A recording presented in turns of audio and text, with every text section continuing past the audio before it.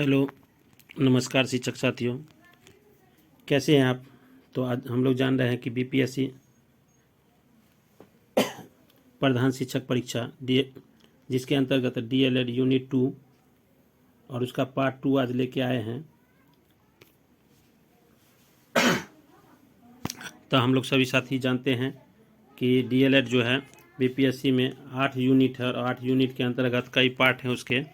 तो पाठचर्या से संबंधित है और महान शिक्षाविदों जैसे Mahatma Gandhi, Zakir Hussain, Maria Montessori, JP Krishnamurti, doctor Zakir Hussain, Gijubhai Badheka से संबंधित कई प्रश्नों को लिया गया है। तो आइए चलते हैं और देखते हैं।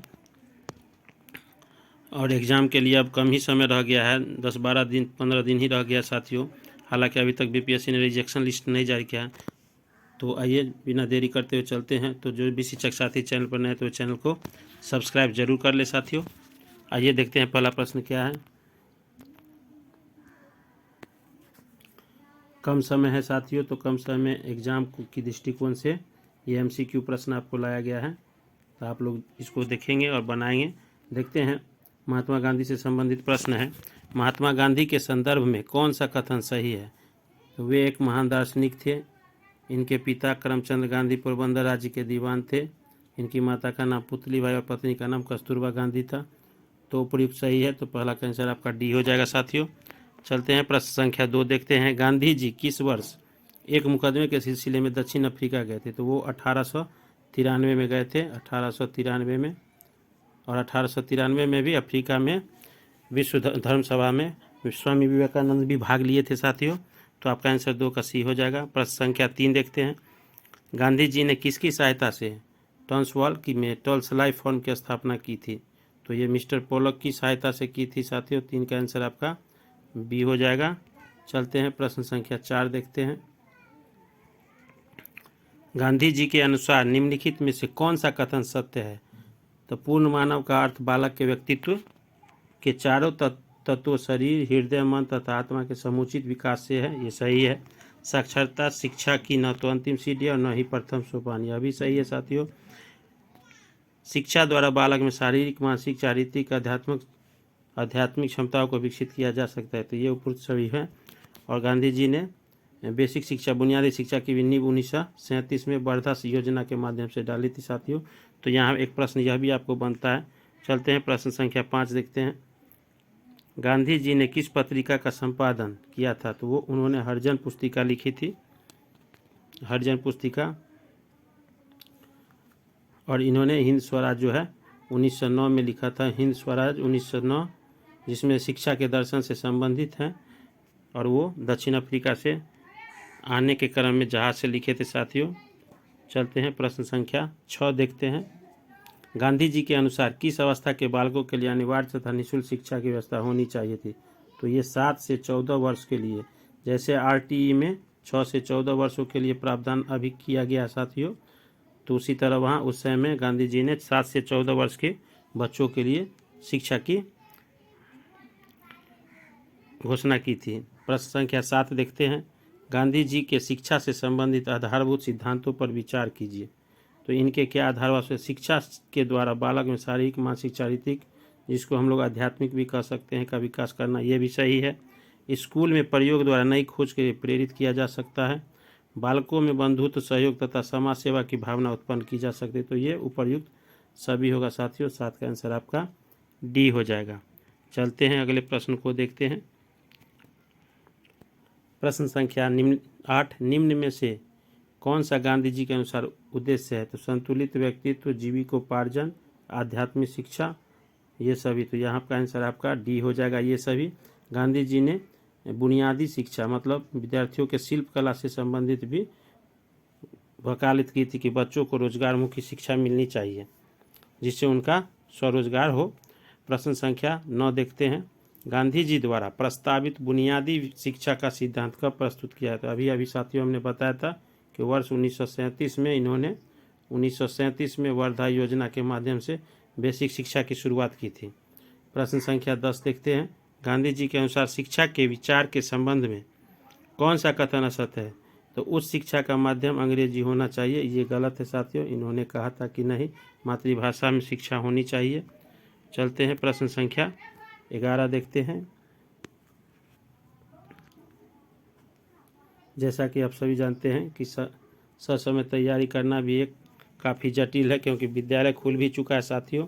चलिए अगला प्रश्न देखते हैं। 11 नंबर, गिज्जू भाई बधेका का जन्म 15 नवंबर 1985 को कहाँ हुआ था? तो इनका जन्म जो है साथियों गुजरात के सौराष्ट्र में हुआ था साथियों। गुजरात के सौराष्ट्र में हुआ था, तो आपका आंसर ए हो जाएगा। और वो 1885 में ही हुआ था, जिस समय कांग्रेस की स्थापना हुई थी, भारतीय कांग्रेस की, उसी समय। प्रश्न संख्या 12 देखते हैं। शिक्षा शास्त्री गिज्जू भाई बधेका के संदर्भ में कौन सा कथन सत्य है? इन्होंने अपने जीवन का क्षेत्र बच्चों की शिक्षा को चुना, ये सही है। उन्होंने तात्कालिक विस्तृत शिक्षा पद्धति की आलोचना की थी, तो ए और बी ये दोनों हो जाएगा साथियों आपका आंसर। प्रश्न संख्या 13 देखते हैं। गिज्जू भाई बधेका के व्यक्तित्व को किस पुस्तक ने काफ़ी प्रभावित किया था? तो ये मारिया मोंटेसरी की पुस्तक जो है, मोंटेसरी मदर, इनकी पुस्तक ने काफ़ी प्रभावित किया था। मारिया मोंटेसरी जो है वो इटली की चिकित्सक एवं शिक्षा शास्त्री भी थी, जिन्होंने छोटे बच्चों के 3 से 6 वर्ष के बच्चों के लिए मोंटेसरी पद्धति लागू की थी। उसी से ये गिज्जू भाई बधेका काफ़ी प्रभावित हुए थे। चलते हैं प्रश्न संख्या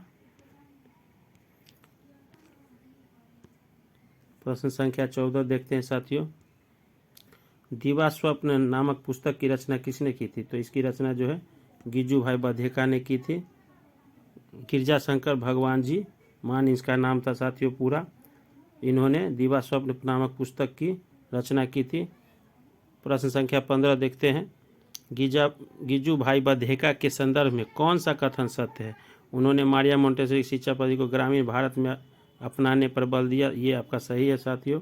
इन्होंने गांधी जी के बाल पोथी की आलोचना की। इन्होंने गांधी जी के बाल पोथी की भी आलोचना की थी। रटित रतन प्रणाली से दूर रखा जाए, बच्चों को पहले उनकी स्वतंत्रता दिया जाए। उसके बाद वे भाषा व व्याकरण को अलग नहीं मान बल्कि एक साथ पढ़ाने के समर्थक थे। बहुत शिक्षाविदों का कहना था कि छोटे बच्चों को व्याकरण न देकर मूल सामाजिक तत्व से जोड़ा जाए। तो ये इन्होंने कहा कि नहीं, व्याकरण के साथ साथ जो है भाषा का भी समर्थक थे, बल्कि एक साथ पढ़ाने के समर्थक थे। यहाँ ऊपर युक्त सही हो जाएगा आपका। चलते हैं प्रश्न संख्या 16 देखते हैं। अब गुरु रविंद्रनाथ टैगोर का सर्वप्रथम नामांकन करवाया गया था। तो ये ओरिएंटल सेमेंट्री विद्यालय, ये बंगाल में है साथियों। और ये रविंद्रनाथ टैगोर जो है धनी संपन्न परिवार के में जन्म लिए थे। तो प्रश्न संख्या 17 देखते हैं। किस वर्ष रविंद्रनाथ टैगोर ने शांति निकेतन की स्थापना की थी? तो ये इन्होंने 1901 में की थी साथियों। और इनको जो है भारत का ये प्रथम भारतीय थे। इनको सबसे पहला नोबेल पुरस्कार मिला था 1913 में। गीतांजलि इन्होंने पुस्तक लिखी थी, इसलिए इनको 1913 नोबेल पुरस्कार मिला था। किसके अनुसार? प्रश्न संख्या 18 देखते हैं। किसके अनुसार पुस्तकों की अपेक्षा प्रत्यक्ष रूप से जीवित व्यक्ति को जानने का प्रयास करना ही शिक्षा है? तो ये रविंद्रनाथ टैगोर के अनुसार इन्होंने सत्य के प्रत्यक्ष रूप से जीवित व्यक्ति को जानने का प्रयास करना ही शिक्षा है। चलते हैं अगला प्रश्न देखते हैं। प्रश्न संख्या 19। टैगोर के अनुसार कौन सा शिक्षा का उद्देश्य है? तो ये शारीरिक विकास, राष्ट्रीयता का विकास, बौद्धिक विकास, तो ये सभी हो जाएगा आपका साथियों, डी हो जाएगा। प्रश्न संख्या 20 देखते हैं। मारिया मोंटेसरी से संबंधित प्रश्न आ गया साथियों। तो मोंटेसरी शिक्षा पद्धति के प्रतिपादक कौन थे? तो ये मैडम मारिया मोंटेसरी थी, जो इटली की थी। इटली में इनका जन्म हुआ था और भारत में मद्रास में ये शिक्षा कार्यक्रम में आई थी 1939 में। उसी समय द्वितीय विश्व युद्ध हो गया था, तो ये 1939 से 1946 तक इनको भारत में रहना पड़ा था। प्रश्न संख्या 21 देखते हैं। मारिया मोंटेसरी का जन्म कब हुआ था? तो ये 1870 में हुआ था, इटली में 1870 में। प्रश्न संख्या 22 देखते हैं। सीक्रेट ऑफ द चाइल्डहुड नामक पुस्तक के लेखक कौन है? ये मारिया मोंटेसरी है। चलते हैं अगले प्रश्न को देखते हैं।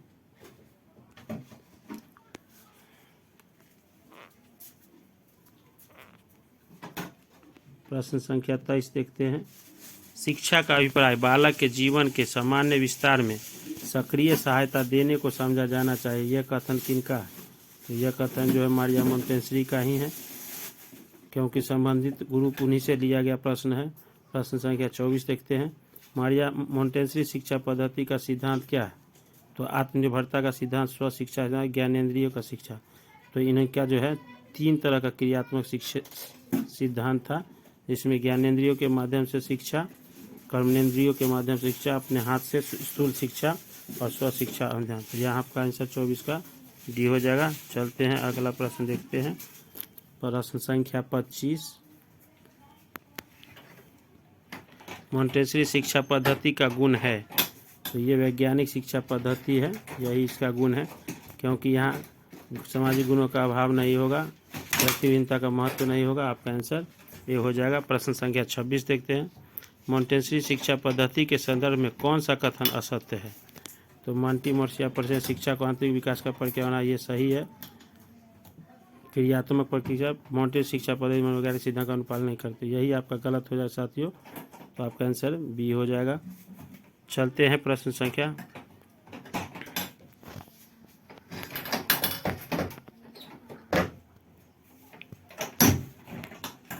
छोड़ दी ना आवाज में। प्रश्न संख्या 27। समाज सेवी ज्योतिबा फूले। ज्योतिबा फूले का जन्म जो है ये पुणे में हुआ था साथियों, पुणे में। और इन्होंने जो है पिछड़े समुदायों के लिए काफ़ी संघर्ष किया था। तो समाज सेवी ज्योतिबा फूले ने किस वर्ष महाराष्ट्र में सत्यशोधक समाज की स्थापना की थी? तो ये 1873 में किया था साथियों। आपका आंसर सी हो जाएगा। प्रश्न संख्या 28 देखते हैं। निम्नलिखित में से कौन सा कथन सत्य है? इन्होंने समाज के सभी वर्गों का शिक्षा का समर्थन किया। वे समाज में स्थापित जाति आधारित विभाजन भेदभाव के विरुद्ध में थे। इन्होंने 1848 में एक स्कूल खोला जो देश के में महिलाओं के लिए पहला स्कूल था। तो बिल्कुल सही है, यहाँ आपका आंसर डी हो जाएगा। और भारत की प्रथम महिला शिक्षक इन्हीं की पत्नी सावित्री बाई फूले थी। चलिए प्रश्न संख्या 29 देखते हैं। निम्नलिखित में से किसने तृतीय रत्न नामक पुस्तक की स्थापना की थी? तो ये ज्योतिबा राव फूले थे। तो आपका 29 का आंसर बी हो जाएगा। प्रश्न संख्या 30 देखते हैं।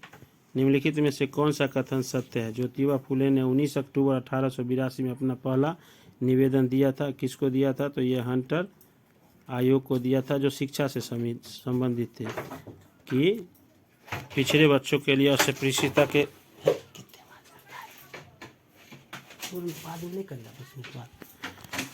उनको दिया था अपना आवेदन। फूले के अनुसार सरकारी स्कूल में ब्राह्मण वर्ग का एकाधिकार, तो उच्च वर्ग के लोगों का ज़्यादा एकाधिकार था, इसीलिए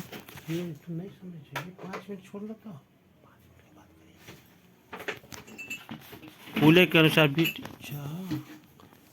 अनुसार ब्रिटिश सरकार ने गरीब किसान और शूद्रों की अनदेखी की थी, शिक्षा की अनदेखी की थी। इसीलिए साथियों इन्होंने वकालत की थी। तो इनमें से कोई नहीं होगा, क्योंकि ये सब तो सही। कौन सा कथन सत्य है? तो ये जो है ये सब सही है। चलते हैं अगले प्रश्न को देखते हैं।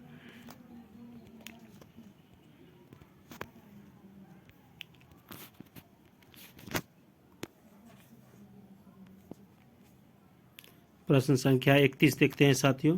ज्योतिबा फूले ने हंटर आयोग के संग कौन सा सुझाव नहीं रखा था? तो देखते हैं प्राथमिक शिक्षा और माध्यमिक शिक्षा को निःशुल्क और अनिवार्य किया जाए। ये रखा था साथियों। किसानों से सरकार जो टैक्स लेते हैं उसका आधा भाग सरकार के अनुपात में, ये भी सही है। सरकार का शिक्षा पर नियंत्रण नहीं होना चाहिए, यही गलत है साथियों। तो आपका आंसर हो जाएगा सी। प्रश्न संख्या 32 देखते हैं। ब्रिटिश सरकार ने शिक्षा की व्यवस्था की समीक्षा के लिए किस वर्ष हंटर शिक्षा आयोग का गठन किया था? तो हंटर शिक्षा आयोग का गठन जो है 1882 में किया था। चलते हैं प्रश्न संख्या 33 देखते हैं। हंटर आयोग शिक्षा के संदर्भ में कौन सा कथन असत्य है? तो माध्यमिक स्तर पर साहित्यिक और माध्यमिक के 2 खंड हो, ये सही है। स्थानीय भाषा प्राथमिक शिक्षा प्रसार के लिए विशेष ये भी सही है। निजी प्रयत्नों के शिक्षा पूर्ण बढ़ाना होना चाहिए, तो ये सभी है सही साथियों आपका। अब चलते हैं अगला प्रश्न 34 देखते हैं। डॉक्टर जाकिर हुसैन से संबंधित प्रश्न है।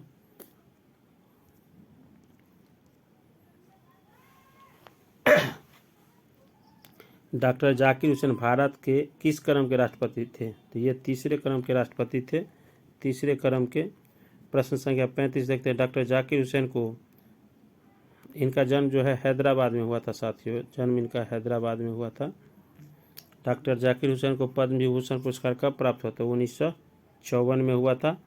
प्रश्न संख्या 36 देखते हैं। डॉक्टर जाकिर हुसैन के संबंध में कौन सा कथन सत्य है? तो इनका जन्म जो है 15 दिसंबर 1896 को तमिलनाडु में हुआ था। सॉरी, आप लोग देख लेंगे। इन्होंने कोलंबिया विश्वविद्यालय से अर्थशास्त्र में PhD की डिग्री प्राप्त की। 10 मुस्लिम इनकी प्रसिद्ध रचना है। इन्होंने वर्ष 1963 में भारत का, ये गलत है साथियों, तो आपका आंसर डी हो जाएगा। चलते हैं अगले प्रश्न को देखते हैं। प्रश्न संख्या 37 देखते हैं। डॉक्टर जाकिर हुसैन जामिया मिलिया इस्लामिया के कुलपति थे। तो ये 1926 से 1948 के बीच में कुलपति रहे हैं, जामिया मिलिया इस्लामिया के कुलपति रहे हैं। अब चलते हैं प्रश्न संख्या 38 देखते हैं। जे कृष्णमूर्ति का जन्म कहाँ हुआ था? तो यह 1895 में तमिलनाडु में हुआ था साथियों। प्रश्न संख्या 39। जे कृष्णमूर्ति को किसने विश्व गुरु घोषित किया था? तो एनी बेसेंट ने इनको गोद ले लिया था और बाहर पढ़ने के लिए भेज दिया गया था, लेकिन इन्होंने छोड़ दिया था और इन्होंने जो है ऋषि वैली संस्था की स्थापना की थी। तो आइए चलते हैं अगला प्रश्न देखते हैं। प्रश्न संख्या 40। जे कृष्णमूर्ति द्वारा शिक्षण संस्थान की स्थापना के लिए ऋषि वैली शिक्षण संस्थान की स्थापना की थी। और डॉक्टर जे कृष्णमूर्ति के संबंध में कौन सा कथन असत्य है? तो इनकी मृत्यु जो है 1968 में, ये आपका असत्य है। फ्रीडम फ्रॉम द नॉन इसकी रचना है, ये इनकी पुस्तक द बुक लाइफ का प्रकाशन 1995 में हुआ था। इनकी मृत्यु 1968 नहीं बल्कि 1986 में शायद हुई थी। ये गलत है साथियों, इसको आप लोग देख लेंगे, कमेंट करके आप लोग जरूर बताएंगे। तो ये आपका आंसर डी हो जाएगा, आपका आंसर डी हो जाएगा। चलते हैं देखते हैं अगले क्या है। आगे जो है BPSC प्रधान शिक्षा संबंधित सामान्य अध्ययन टेस्ट शिक्षा वीडियो अपलोड है। जो शिक्षक साथी इसको नहीं देखे हैं तो आप टेक आदित्य यूट्यूब चैनल पे जाके वहाँ देख सकते हैं और अपने साथियों के साथ शेयर कर दे। वीडियो आपको अच्छा लगा हो साथियों तो आप लोग कमेंट बॉक्स में ज़रूर बताएंगे और ज़्यादा से ज़्यादा सब्सक्राइब शेयर और लाइक ज़रूर कर देंगे। धन्यवाद साथियों, जय हिंद।